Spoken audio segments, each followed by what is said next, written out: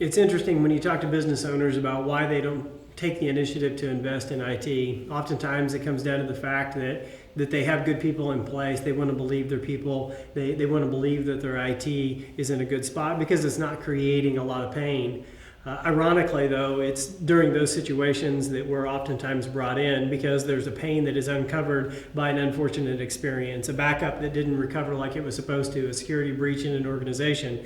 Almost always what we find when we go in and we analyze an environment is a situation that falls into one of the following criteria, where you have an outsourced ad hoc one person or small company for managing IT that ultimately ends up with an inconsistent experience where users are very frustrated, where security risk is very high, and there's a very weak disaster business continuity plan in place.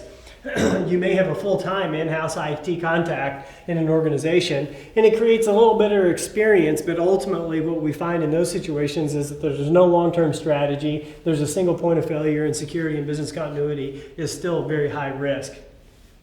Sometimes organizations mature to the point where they have a full in-house IT department, feeling like that they've made the investments, and organizations feel like in that situation, I've got 3 or 4 engineers inside my business. At a minimum, I should have a good experience and a good outcome. But ultimately, what that ends up with is a decent end user experience, still some single points of failure, maybe even a server and infrastructure that's a little bit more standardized in that environment. But the security risk is still very high in those environments because oftentimes even a small IT department don't either know or utilize all the best practices for the industry.